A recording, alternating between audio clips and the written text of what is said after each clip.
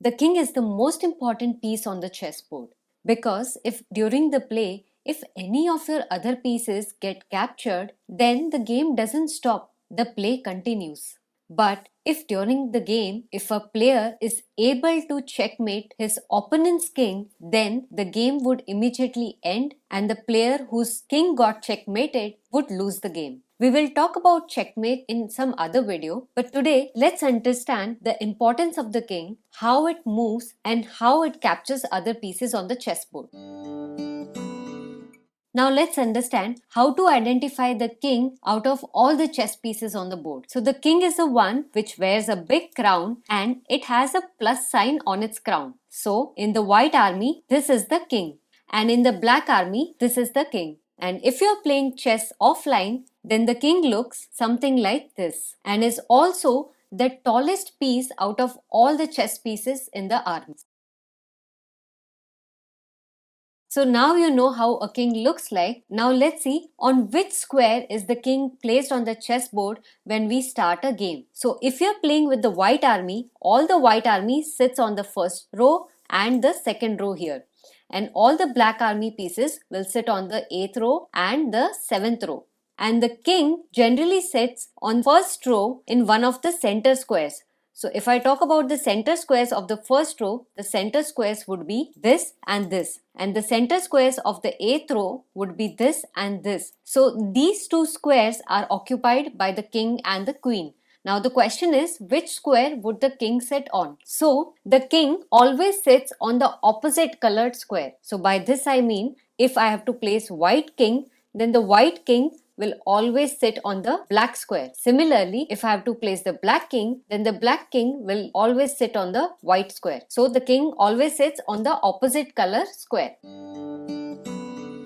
Now let's understand how a king moves on the chessboard. Now you know that the king is the most important piece, but unfortunately it is not the strongest piece on the board. And the reason why I'm saying this is because at a given point of time, it can move to only one square in any of the 8 directions on the board. So if this king is sitting here in the middle of the board, then it can either move one square north or one square northeast, or one square east, one square southeast, one square south, one square southwest, one square west, or one square northwest. It can come to any of these marked squares, but it cannot jump or directly reach 2 or 3 or more squares away from him.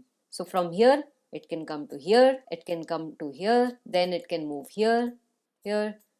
So in every turn, it can move just one square wherever he wishes to move. And an easy way to remember this is that think of it that the king is the head of his army and he has an entire army who's ready to work for him. So why do you think that he will put in a lot of effort and do all the work by himself by going to long distances at a time? He'll just order his army to get all the work done, right? So the king moves only one square at a time whenever he feels like moving. Now I want to share an interesting thing with you that when a king is sitting in the center of the board, it can control a total of 8 squares around him.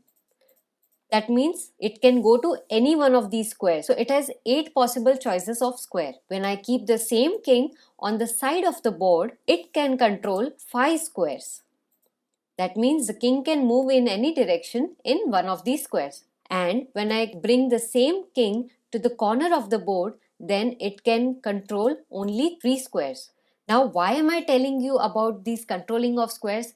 Well, you will understand this thing in my forthcoming videos when you learn more chess concepts with me. For the time being, just understand the movement of the king. So, it doesn't matter where the king is standing on the board, from whichever square he wants to go, he can go only one square in any direction. So the king can move anywhere on the board like this, but just one square at a time.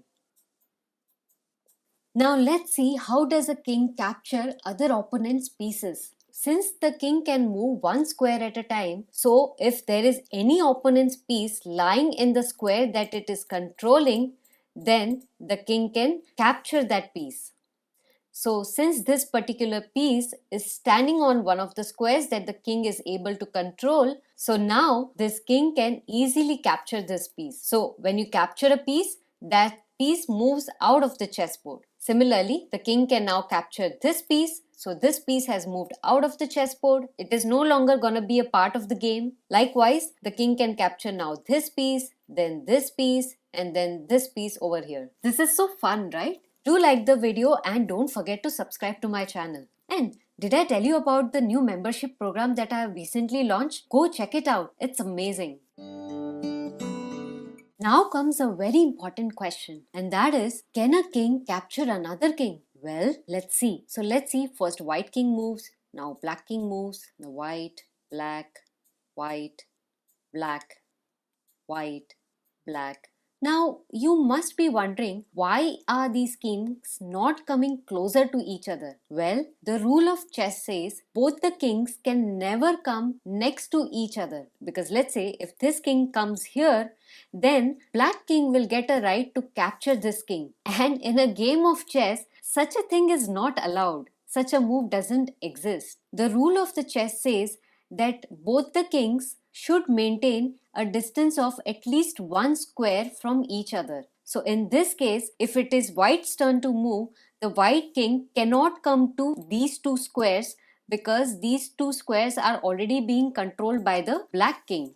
So it can move to any of these available squares, but not these two squares marked in red. So let's say the king comes over here, and now the black king comes over here, the white king comes over here, and now it's black's turn, and black king cannot come on these three squares because these three squares are controlled by the white king. So the black king will have to move on one of these squares, but not on these three squares. So the answer to the question is no, a king cannot capture another king. So both of these kings can keep moving wherever they want to, but making sure that they are not coming right next to each other.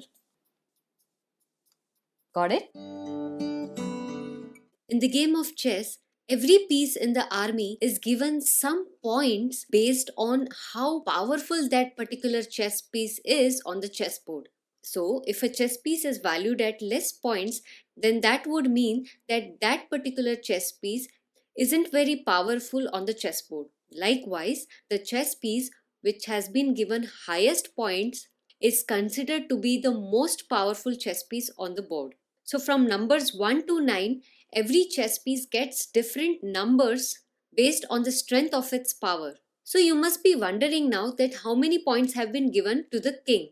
So the interesting fact is that the king has not been assigned any point value as such, and the reason is if a player is unable to protect his king during the game, then he may just lose the game immediately. That is why the safety of the king is of utmost importance for any chess player. And because the entire game depends on the king has not been assigned any points value because the king is precious. You will understand this point system better when you watch my other videos of how to move the queen, the rook, the bishop and other chess pieces, after which you will be able to understand and compare these different points for all of the chess pieces in a game of chess.